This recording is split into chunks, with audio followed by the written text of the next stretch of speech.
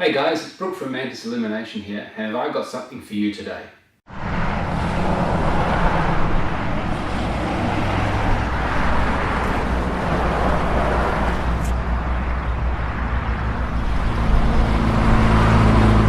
Motion time-lapse with the Zhiyun Crane 2.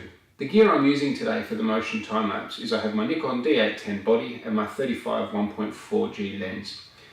Obviously I have my Crane 2 and I need my iPhone because I need to be able to use the ZY Play app.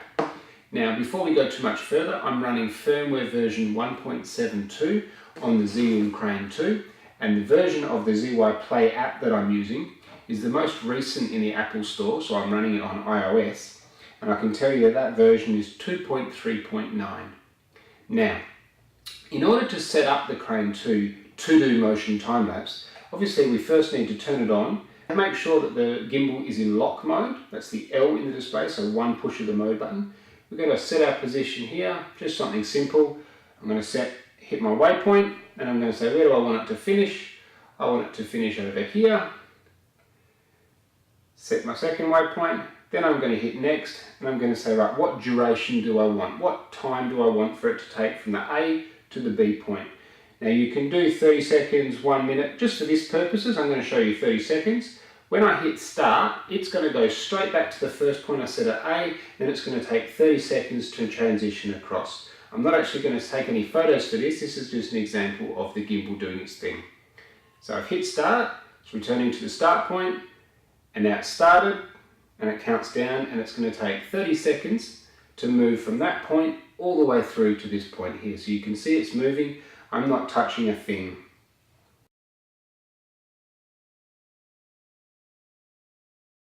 So we've got the ZY Play app on my phone here. I'm going to open it up.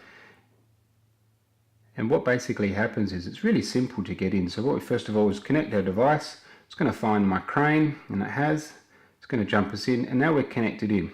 So if we turn the phone into landscape mode, you can see on the right hand side here you've got a few icons. So we want the second one that says normal. Now if yours doesn't say normal, don't do what I do and think you don't have the option. On the left hand side here, you've got a little button that goes between video and camera. If you press that button, it takes away the option. If you go to video, it gives you the option. So the option you need is the normal one.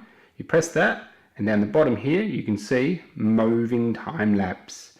So we hit moving time lapse. So first of all, what we want to do is on a crane, we're going to move where we want it to see. You can see the numbers here. You can't see me moving my crane, but you can see the numbers are moving. So I've set my start position. I'm going to hit plus. That's my start position. And then I'm going to move the other way around and say where I want my finish position to be. My finish position's there, and I'm going to take it up a little bit.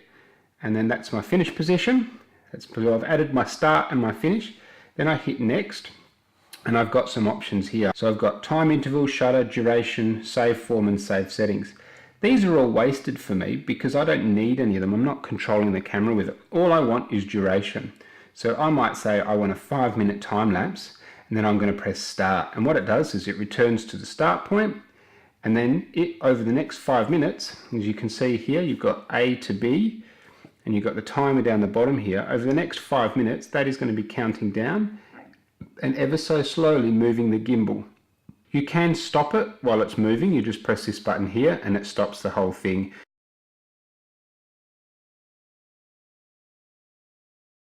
Currently I'm running a little time-lapse with the gimbal at the moment. You can probably hear the shutter clicking every now and then. So what I like about the motion time-lapse feature is it gives me the ability to set a start point and an end point, and I can actually have multiple steps in it. I haven't tested how many I can go to, but I could, for instance, if I wanted pan from here left over to right, and at the end of that then tilt up a little bit. Now if I was clever enough in blocking some of my shots, I might be able to set this as a camera movement for a particular scene depending on my time requirements.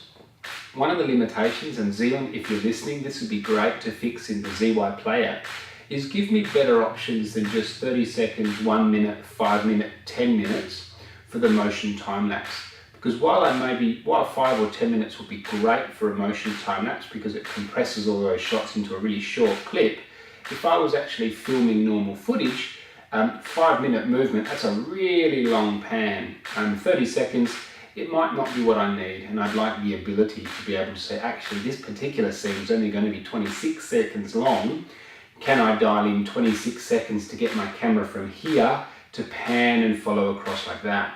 Because the other exciting thing that I think I'll be able to do, and once I can update the servo follow focus unit with the new firmware, is I'll be able to set my A and B points for my follow focus. So for instance, I'll be able to set my focus at this point at point A. As I pan across to my end goal with my waypoint selection in the moving time lapse, I'll be able to move my gimbal wheel to pull focus, and I'll know that it won't go beyond my B point that I've set, so I can pull my focus perfectly and not overshoot my mark. What I'd suggest, guys, is you get out there and give this moving time lapse a bit of a go. It's great fun, it's really easy to pick up. As I showed you, it's as simple as setting the app, your A point, your B point, and then setting your camera to do a time lapse. Heaps of information on the internet about how to do a time lapse on your camera. If you're not sure, just Google how to do a time lapse. It's pretty simple. Most cameras these days have an inbuilt time lapse mechanism, and if it doesn't, then you need to get an intervalometer. One of the benefits of getting one of those is that you can shoot each image in the time lapse in RAW, which gives you so much more leeway when it comes to post-production in Lightroom or Photoshop. Whereas at the moment, the Nikon D810, it pulls it into an H.264 movie file, so I don't have anywhere near as much room to start pushing the colors around. But that's a limitation of the Nikon and how Nikon processes video. Internal anyway, I don't have an external recorder for it. But guys, get on board, it's worth a try. If you like this video, give it a like. If you dislike it, dislike it. I don't give a shit. Subscribe if you want to keep in contact with me. Comment below if there's other questions that you've got. Love to hear from you. All the best, guys. Speak soon.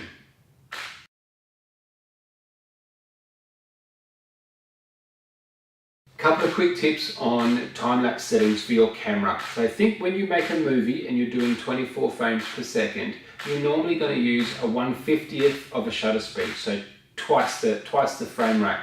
When you're doing a stop motion or time-lapse like this, you've also got to consider what impact is my shutter speed going to have on the perception of movement in the time-lapse. So the time-lapse that I'm doing, I'm going to play back at 24 frames per second.